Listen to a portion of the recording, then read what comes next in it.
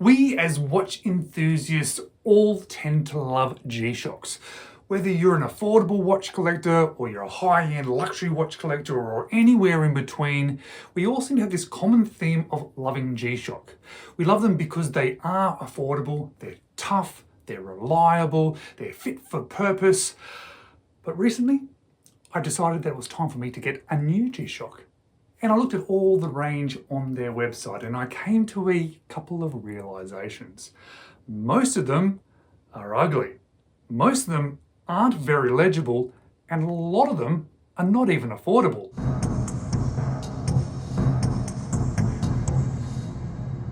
Hello, you're watching James. My name's James, you're watching me, and I am talking about watches. And what I'm not doing today is ripping into G-Shock. I'm not putting them down. I do not say that G-Shocks are bad.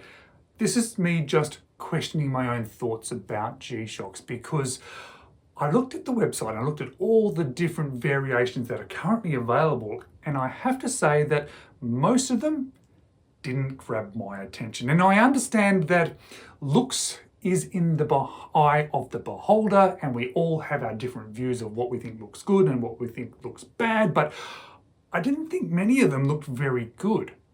In fact, I kind of thought they were a little bit ugly. Maybe they're fun if I was trying to put a positive spin on them, because I guess they are fun, interesting, chunky, weird designs, but I wouldn't say that they're good looking. And lots of them aren't even very legible. In fact, a lot of them aren't legible, and these are meant to be these fit for purpose work watches. People that in the military wear them, they're looking at their watches, they need to see the time, and when I look at these, I certainly don't look at them and go, I know what the time is straight away. The digital screens can be small, the analog hands are in the way of other things. What I can say is though, they definitely are tough. G-Shock definitely has that reputation for a reason.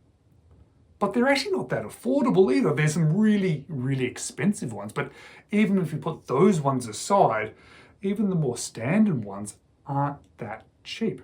Now, of course, I'm talking about what's offered on the Casio website, on the G-Shock website. You can probably get them cheaper elsewhere, but even when I've looked elsewhere, they're not these super cheap watches anymore. But I still wanted a G-Shock in my collection. There was a reason why I was looking at the G-Shock website. I wanted it for a particular purpose. And after opening up my mind to all the G-Shocks that were available, I sort of circled all the way back to the 5600. A watch that I've already owned before. A watch that I think looks great, that is legible, that is tough, that is reasonably affordable, albeit not particularly cheap anymore. But I didn't particularly want that watch again. I thought, well, I've owned one of these. But now I kind of understand why I think a lot of watch enthusiasts talk about this particular watch, because, well, it's really the only one that looks good, that is legible, that is still slightly affordable, and of course has that tough nature that G-Shocks have. But because I didn't want to buy that watch again, I thought, well, maybe I'll look at the solar powered version. And well, that wasn't very cheap either, which is why I actually then looked at a website called Buyee. I thought perhaps maybe this website, a website that allows you to buy watches from the Japanese domestic market, maybe they'll have them at a slightly better price, albeit other watches that they sell don't tend to be super affordable. But it turned out, yeah, if you want to buy a Casio or an Oceanus or even a G-Shock, it's worth checking out Buyee. The prices are fairly reasonable. I ended up with this one, this solar powered version of the 5600 at a very reasonable price. But there was a bit of a process because I sort of placed my payment of this watch. Feels like I'm paying directly to the seller, but it's actually paying to Buyee. Buyee then pays the seller then sends it to Buyee. Buyee then contacts me.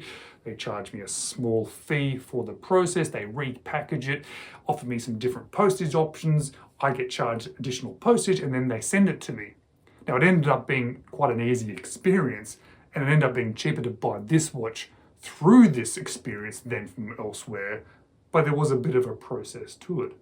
But I can say now that I've ended up with a brand new solar-powered G-Shock that I actually like the look of at a lesser price, having bought it through this particular website. So if you're interested in Casio or even Oceanus, Buyee is a website worth checking out. But as I say, whenever I mention Buyee, always look at other websites too, because they're not guaranteed to be cheaper. But in this case, for me, it was. I hope that I wasn't too negative about G-Shocks. I know people love G-Shocks, and I understand why people love G-Shocks. Hey, I wanted another G-Shock in my collection, but they're not all amazing. They can't be. In fact, I just don't think I like many of the looks of them, and certainly when they're not super legible. This kind of watch, when I buy it, it needs to be super legible. That's kind of one of the reasons why I wanted G-Shock. I would love to hear your thoughts about this. Have you bought any one of those G-Shocks that's not the 5600? Do you find it super legible? What are your thoughts? Leave me a comment down below. And whilst you do that, or after you leave that comment, maybe watch one of these videos next.